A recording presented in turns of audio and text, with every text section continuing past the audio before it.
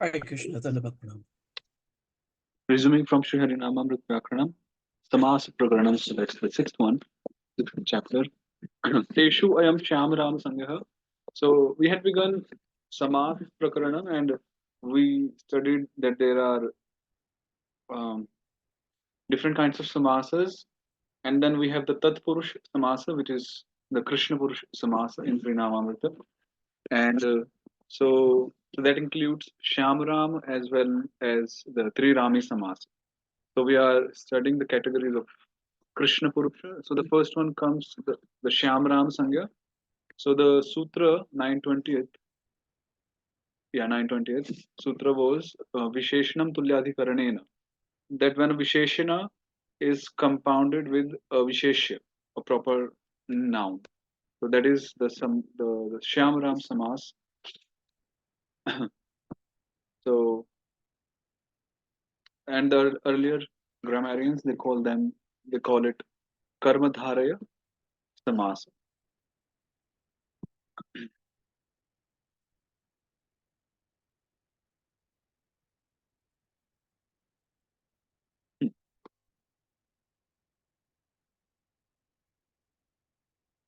Yeah, so we had done this part and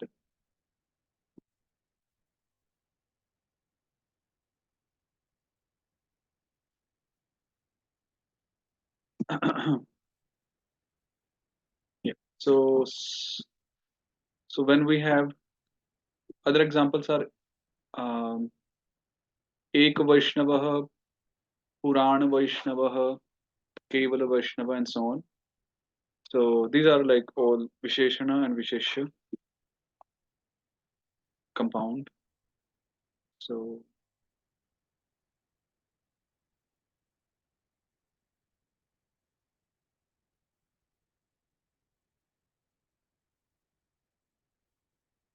okay, with the sentence beginning in this regard, Jiva Goswami establishes how the word Shamaha is a Visheshana. The two other Ramas whose colors are different are the white Rama, namely Baladev, and the red Rama, namely Parashurama. Okay, so like color wise. Because the word Shama excludes these two Ramas and indicates a particular meaning in the form of Shamatva, greenness, it is a Visheshana. Hmm. So this Sham doesn't refer to Krishna being Sham. This is referring to a guna, the color of Rama. It is well known that this greenness is found only in the son of Dasharatha and not in the other two Ramas mentioned here.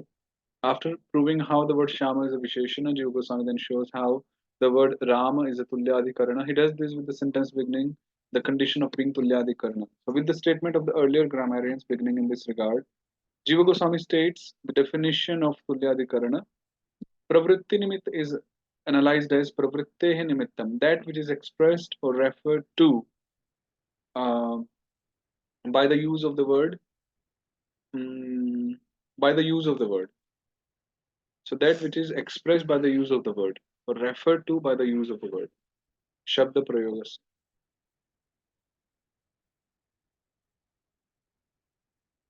The vigraha of Param Purusha is Paramash Purushascha.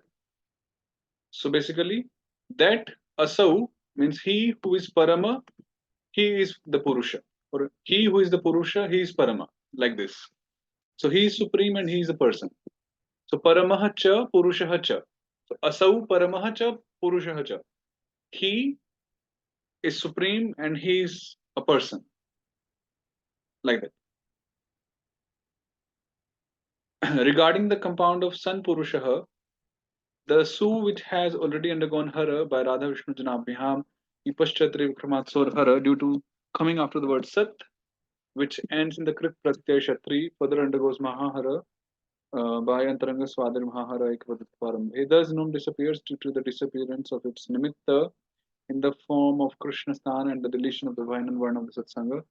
Uh, so basically, these two words here, Sun and Purusha, they are two different or separate Vishnu padas, and when we compound them, so this Sun the Pratipadikam of sun is actually Sat.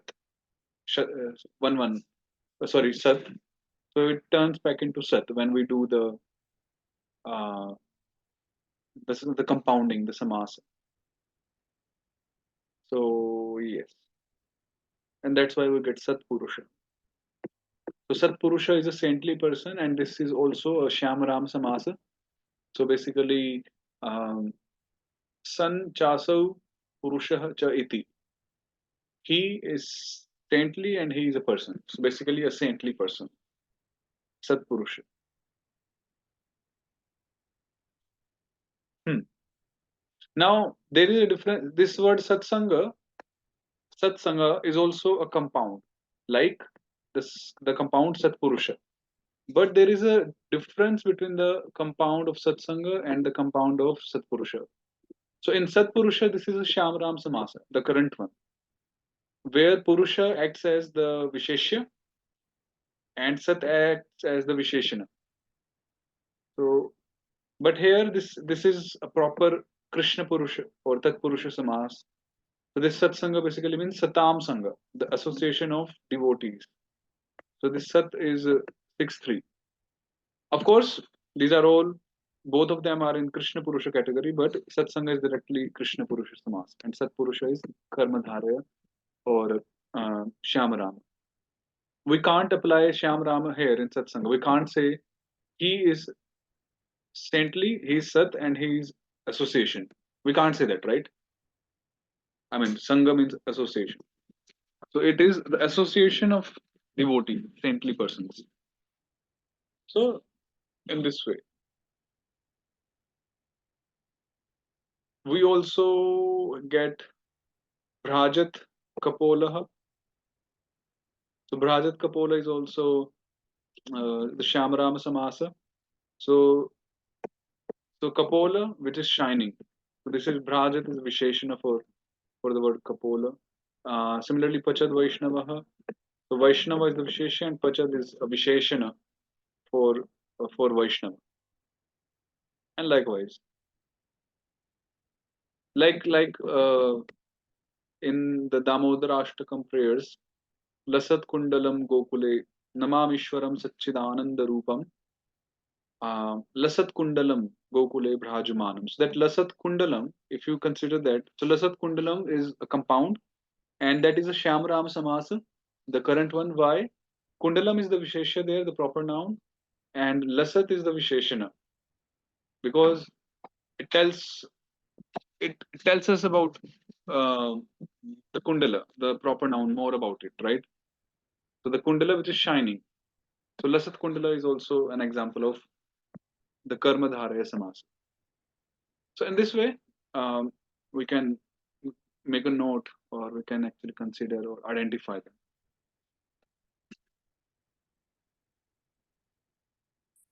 Yeah, so many of them.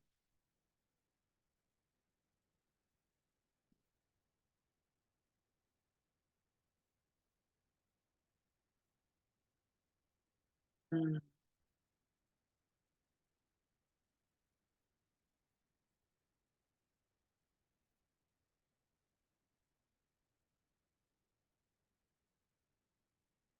Okay. Ek Vaishnava means Mukhya Vaishnava, the best Vaishnava.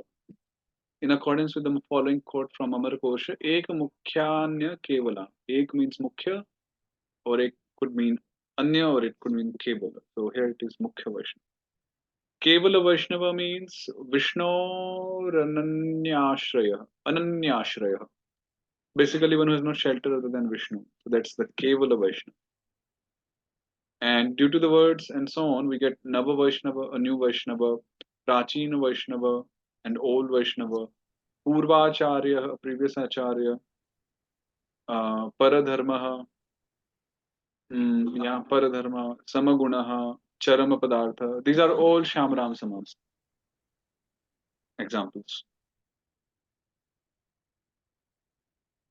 Okay. Sankshodhani says the purport of the statement Vigraha Samasa or Vikalpaha, there is an option of Vigraha or Samasa, is that all the Samasas described in the sutras of the Samas Prakaranam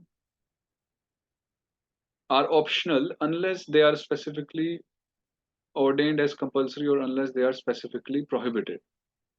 Thus, we can say Shamo Ramaha or we can say Sham Rama. Yeah, so this is an obvious thing that samasas are optional unless it is like defined if they have to be compulsory or not.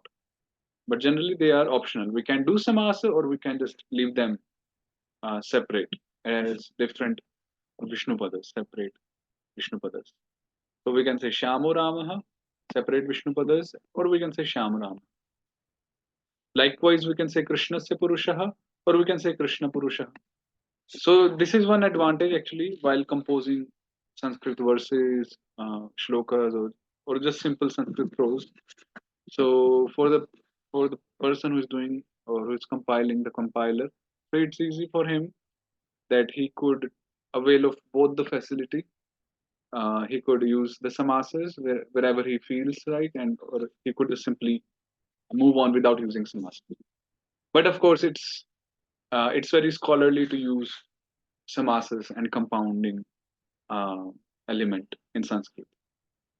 Yeah, I mean, but it's an option.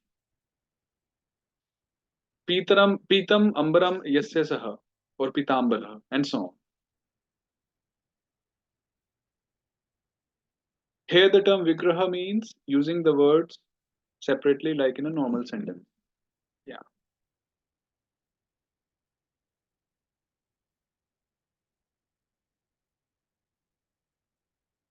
Okay, let's read Amrita. I'm reading these commentaries purposefully because they really give a good insight into the subject, and we are because beginning with the samasas, so they are required for us. With the example Sham Ramu Mahan, Jiva Goswami illustrates the dependence on another word that was disallowed by the inclusion of the word paraspara in paraspara sambandharthana.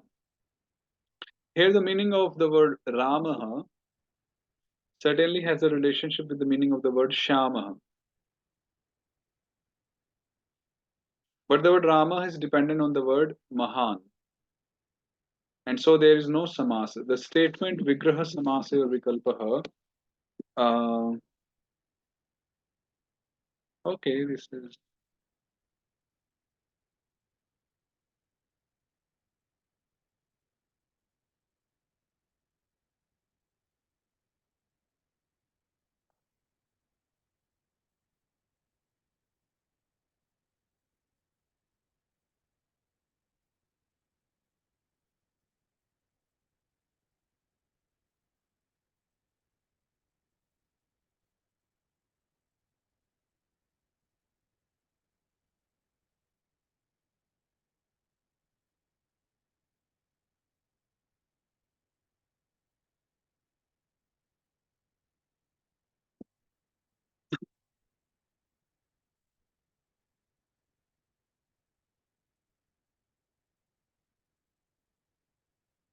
Mhm. What does it mean that Rama is dependent on the word Mahan? It is how is it dependent? Okay, so an example was given like when Mahan is there, so we can't do the samasa. Why? So it says like in order to do a samasa compound, those two words they have to have paraspara sambandha, a mutual relation between them, right? So now when Mahan, the additional word Mahan is there, so here the meaning of the word Ramaha certainly has a relationship with the meaning of the word Shama. But the word Rama is dependent on the word uh, Mahan. So and so there is no samas.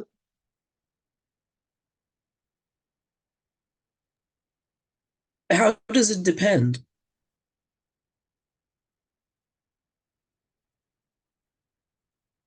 Mhm.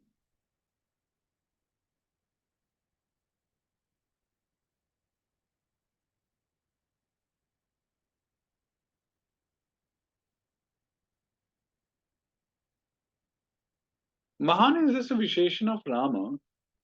So just like Shama is, I Oh, understand. okay. Yeah, I understand that if it was just Mahan Rama, so we could have done Samasa there, like Mahat Rama something.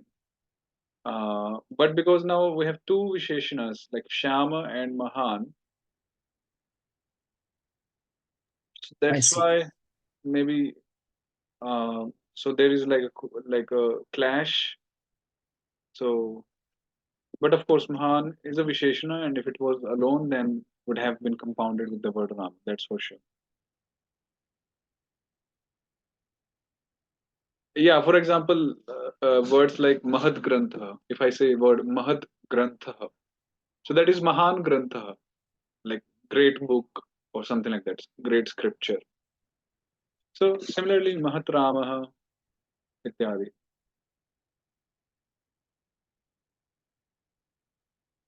Okay. Bahulyat Kvachit Nitya Samasaha. Now, because the samasas are Bahula, sometimes the samasa described in Sutra 920 is compulsory. Okay. So sometimes it is compulsory. So the compulsory samasas compound are known as Nitya Samasa. So thus we get Krishna Sarpaha, which denotes a particular species of snake, Krishna Sarpa. Then Lohita Shalihi, so which denotes a special kind of rice. Stoka Krishna, which denotes Krishna's friend named Stoka Krishna. The compulsoriness is because the understanding of these various compound words comes only through the compound words themselves. Yeah, this is also important. That samase naiva tat tat pratipattir nityatvam. That it is said in this sutra that although in previously it was mentioned that the samasas are bahula, which means they are not compulsory. So sometimes some samasas are compulsory. Why? Because being samasa or their meaning, the meaning is prasputam is manifested in while compounding only, after compounding only. So the compulsoriness is because the understanding of these various compound words comes only through the compound words themselves. The meaning doesn't come out from the separate Vishnu padas. It comes only after uh, we do the compound. It only comes out from that compound word. Yeah.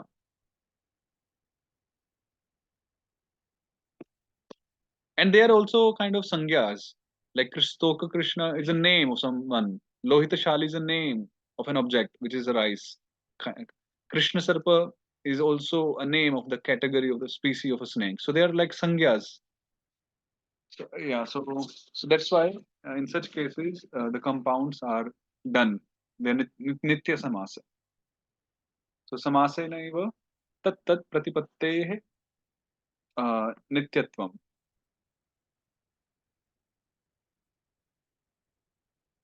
So prati this word pratipatti.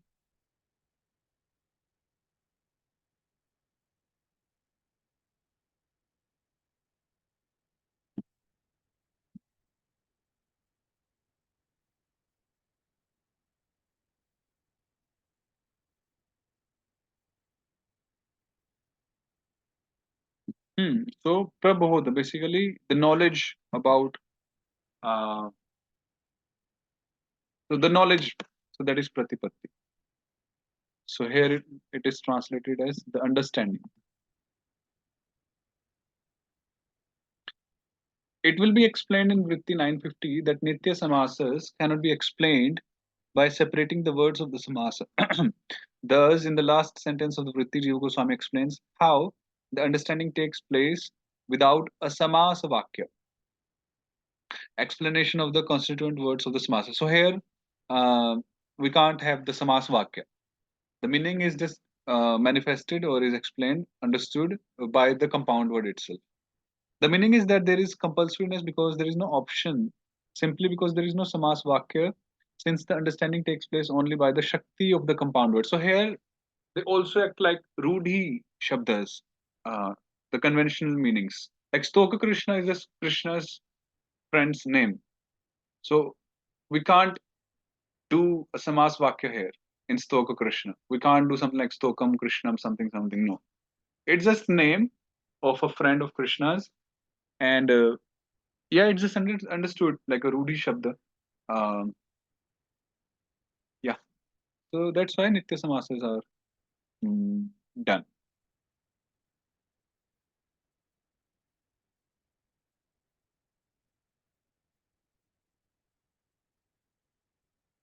Sankshodhani explains, as explained in Vritti 950, there is no Vigraha for a Nitya Samasa. Vigraha is the Vakya. Like Pitambara, the Vigraha of Pitambara is Pitam Ambaram Yasyasa. But for Nitya Samasas, there is no Vigraha. Because in the case of Nitya Samasas, the Samasa itself is the unit that conveys the meaning, unlike other Samasas, where the meaning is conveyed by arranging a sentence, the declined word of the Samasa. Yeah, so that's understood. For example, Shama Rama is understood as Shamas Chaso Ramashcheti and so on. But one cannot analyze Nitya Samasa Stok Krishna, which denotes Krishna's friend Stok Krishna, as Stokas Chaso Krishna Cheti. He's small and he's Krishna. We can't do such analysis on such Nitya Samasa Shabdas because that will give us the meaning of baby Krishna, the son of Mother Yashoda. Whereas here we are talking about Krishna's friend named Stoka Krishna. So in this way, this Nitya Samasas, there is no Vakya for them, no Vigraha for them.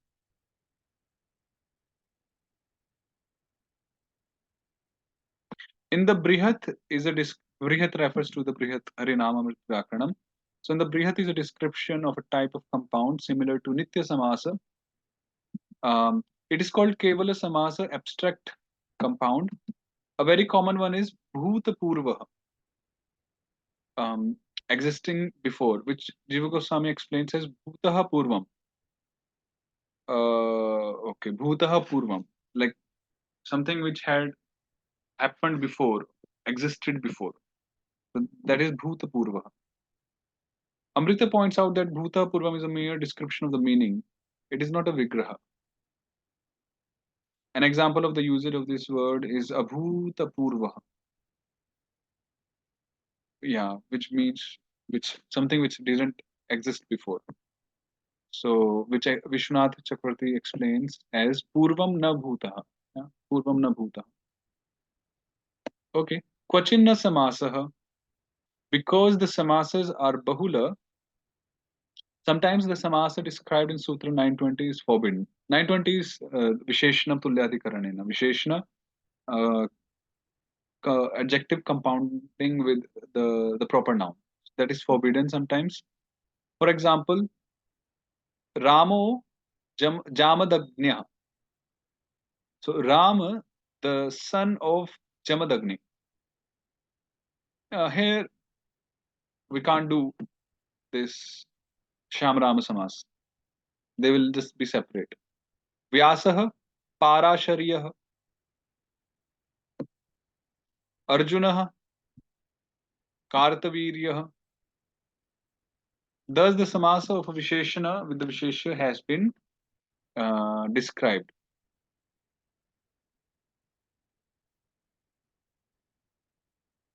So it says everything in Sutras 922 to 924 is only an elaboration of Sutra 920. So the main Sutra was 920th, Visheshana Tulyadhikaranena.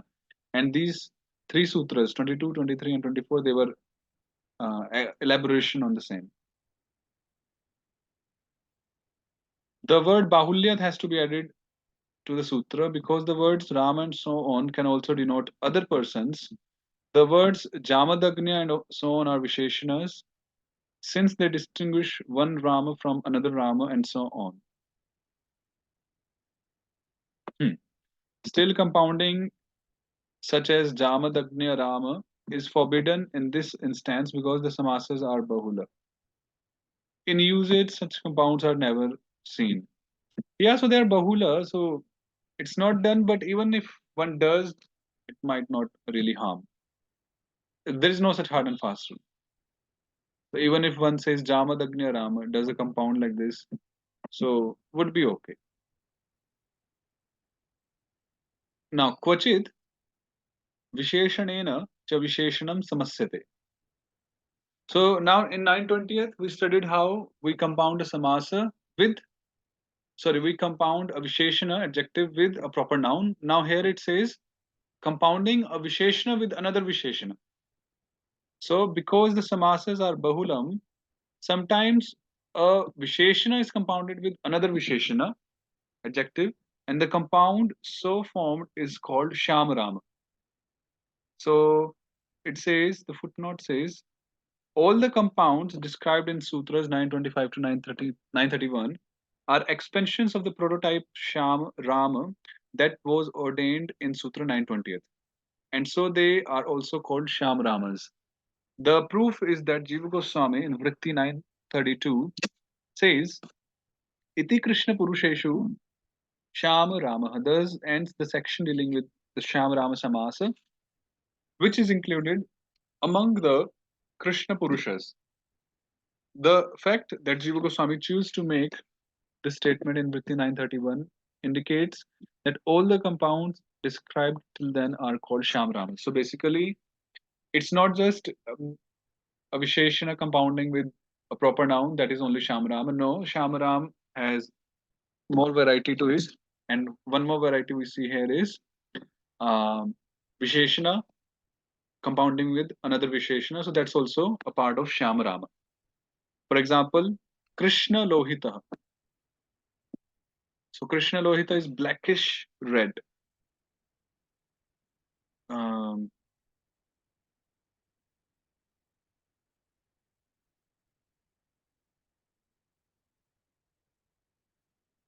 yeah, so Krishna Lohita is blackish red, which denotes the purple color.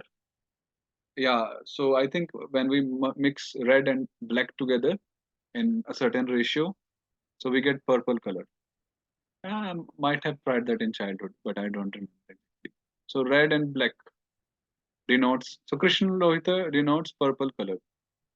Similarly, so Krishna and Lohita both are Visheshani, right? Expressing colors, denoting colors. Shama Sundaraha. Shama Sundaraha. Okay, so my name is also is Visheshana and Visheshana, Paramasundara. Yeah, Paramasundara, Shyamasundara. So they are, it's a Shamram and it's Visheshana and Visheshana. So dark and beautiful. So Sham is dark and Sundara is beautiful. So Shamas Chasu, Sundara Shteti. So dark and beautiful. So that's the name of uh, Krishna.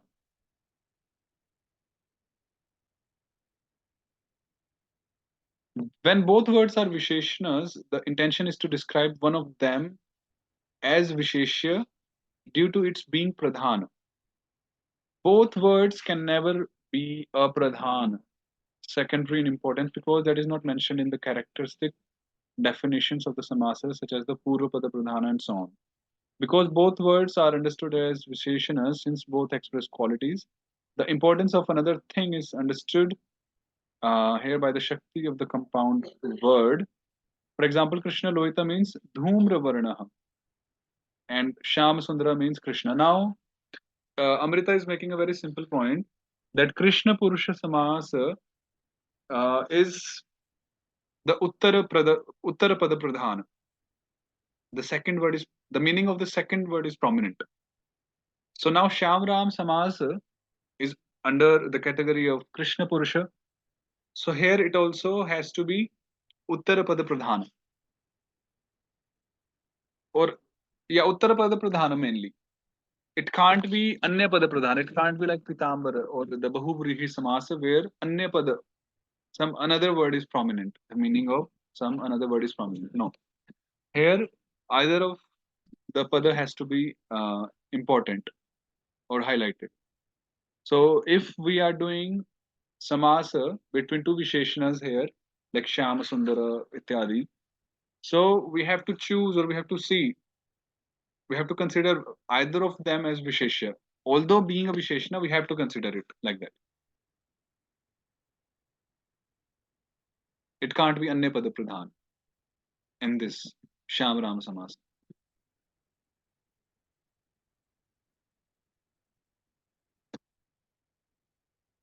Okay, we'll stop here for grammar.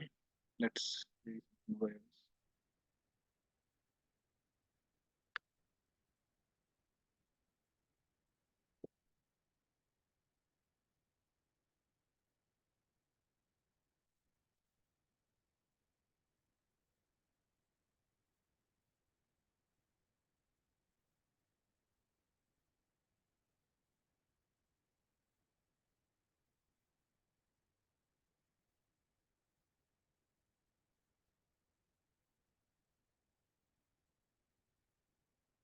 So, Canto 1, Chapter 11, and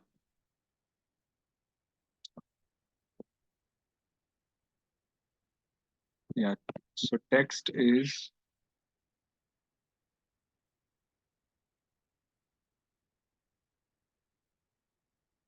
so we read till 20th.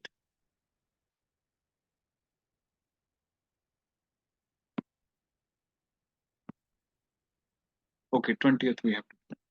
Text 20. नट नर्तक गंधर्वाः सूतमागध वन्दिनः गायन्ति चोत्तम श्लोक चरितान्यद्भुतानि च नट नर्तक गंधर्वाः नटाः नवरसाभिनय चतुराः नर्तकाः तालादि अनुसारेण नृत्यन्तः गंधर्वा गायकाः सूतमागध वन्दिनः सूताः पौराणिकाः प्रोक्ता मागधा वंशशंसकाः वन्दिनः तु अमलप्रज्ञाः प्रस्तावसदृश उक्तयः च अद्भुतानि उत्तमः श्लोकचरितानि श्रीकृष्णस्य भक्तवात्सल्यादीनि लीलावृता लीलावृत्तान्तानि गायन्ति च. Okay, so now what's happening is the actors Nata, the dancers Nartaka, and the Gandharvas. So Natas are Navarasa Abhinaya Chatura. So Nata means they are the persons who are very expert, Chatura, in portraying Abhinaya, in portraying new, like different mellows, Navarasa. They are very expert in portraying different mellows, different rasas, and so on. Right? Like we have, I was actually reading some time ago. So Bhakti Rasamrita Sindhu tells us about the different kinds of rasas, five major and then seven secondary. So in the acting schools, they are actually taught those 12 rasas in detail. They are actually taught those 12 rasas, like Vibhatsa, fear, anger, and so on. So these nutters, they are very expert in portraying all of them. Uh, yeah. So those are the nutters. Then nartakas are the dancers are they are expert in dancing as per the different beats and the different kinds of music. Taladi anusarena nrityanta. They dance according to different beats and so on. Then Gandharvas are the singers, the gayakas. Then Sut Magadha Vandinaha. So Sut Magadha means they are the traditional singers belonging to Vansha Parampara, the Magadha Vansha Parampara, the lineage. So Pauranika Prokta means the traditional lineage of Magadha. And so Vandinaha, they are Amala Prajna, they are very bright, they are equipped with very bright intellect, a very pure intellect. And Prastav Sadrisha Uktayah, we'll have to see this, Ukti. सदृशोक्तयः प्रस्ताव सदृशोक्तयः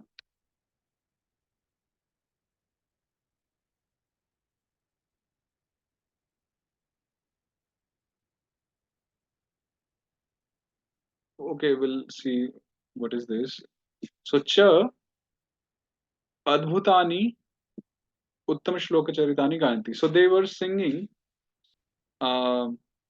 they were singing gayanti the wonderful adbhuta uttama shloka charitani, the different acts of the Lord who is called uttama shloka. So basically Shri Krishnasya bhakta vatsalyadini lila vrittantani. So they were singing, glorifying, praising the the vrittantas, the acts, the pastimes of the Lord, the leelas, consisting of Lord's compassion towards his devotees, his quality of bhakta vatsalyata, and so on. Iti arth.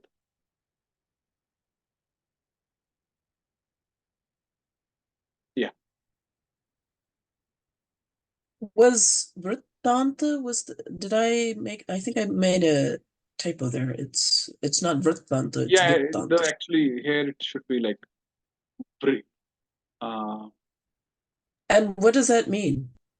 Yeah, Leela Vrittantani. So Leela is pastime and Vrittant is also um, Vrittanta is incident, events, the doings, basically the acts. So you can say Leela Vrittant is like Leela Karya, the yeah, the pastime like act of Krishna. So the Vrittantas are doings and so on. Or Vrittanta could also mean story. So the story of Krishna's pastime, history of Krishna's tale of the anecdotes and so on. That also means Vrittant. So they were singing different sections of Krishna's pastimes, tales of Krishna's pastimes, and anecdotes of Krishna's pastimes, like Bhaktavatsalya and so on. Bhagwanstatra bandhunam पौराणाम अनुवर्तिनाम यथा विद्युपसंगम्य सर्वेषां मानमादधे. Okay. So Bhagavan Shri Krishna tatra tada yatha vidhi upasangamya. So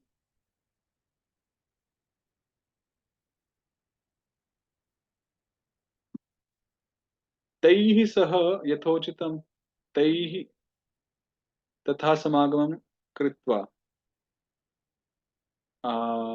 okay.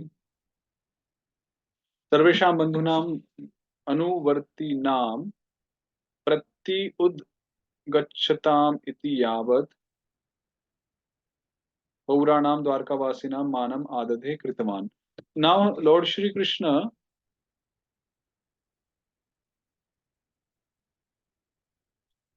he at that time, tada, at that point of time, yatha vidhi, as per the custom, as per the tradition, the custom, yatha vidhi, upasangamya, he came near, taihi saha yathochitam, tai tatha samagamam kritva. So as so appropriately, he samagamam kritva, he came near to them, you know, uh, like he basically reciprocated. This Upasangam is also in the first chapter of Gita when Duryodhana went near or went to Dronacharya. So what was the shloka? The second verse, Drishtva tu Pandavanikam. Drishtva tu Pandavanikam Murtham Duryodhanastha Acharyam Upasangamya Raja Yeah. Vachanam So Abruch. Acharyam Upasangamya. So after seeing the military array of Pandavas, he approached or he came near to Dronacharya and spoke further. So that is Upasangamya. So Lord Krishna also appropriately uh, yathochitam, as was appropriate, came he reciprocated, he came near to them. And sarvesham bandhunam anuvartinam pauranam manam adadhe. So and then he basically respected them. Manam is he he respected them. Manam is the respect. Adadhe is to bear or to do. So he did respect them, the residents of Dwaraka, Pauranam, um, who were, then living after having graced him or after having welcomed him. Let's see the translation for this once.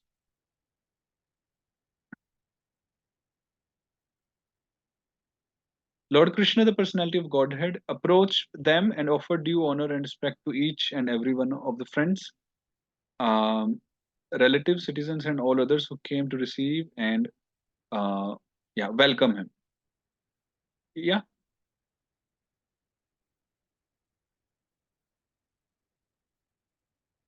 yeah. So he approached and then offered his respects and obeisances, his respect.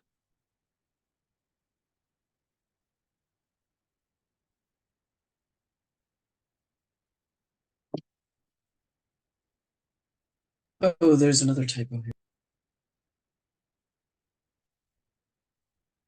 प्रभवाभिवादनाश्लेष करस्पर्श स्मिते क्षणैः आश्वास्य आश्वास्य चाश्वपाकेभ्यो वरैश्चाभिमतैर्विभुः.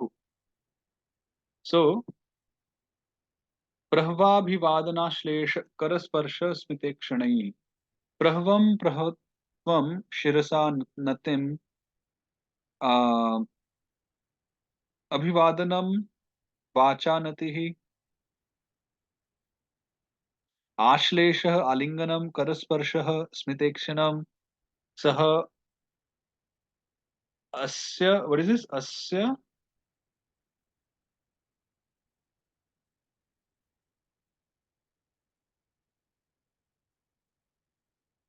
Sorry, is it another typo? Yeah, सह हास्यम अवलोकनम.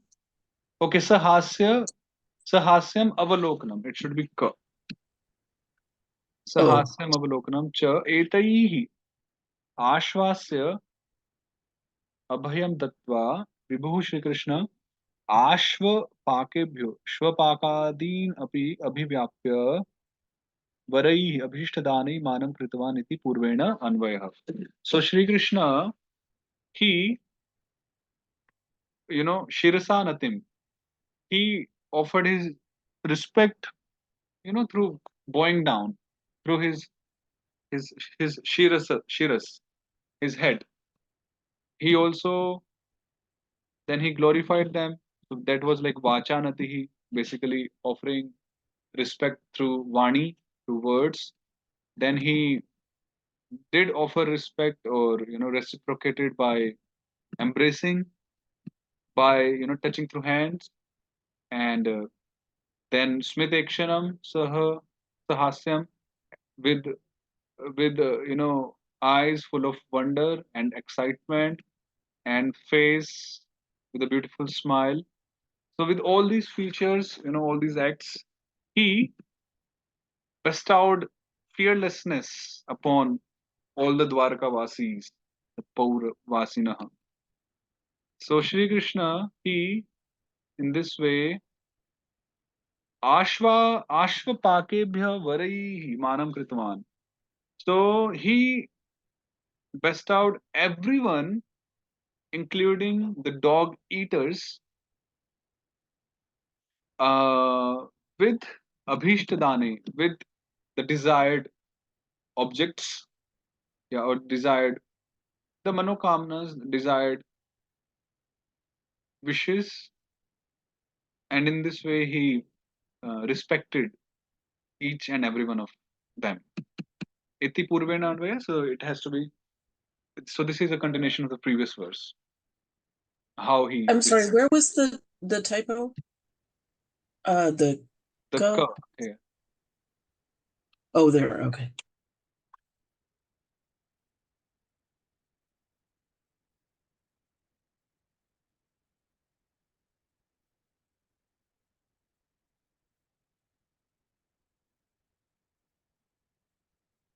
Yeah. Okay, we'll stop here. We'll resume tomorrow with this. Hare Krishna. Thank you. What about pranam?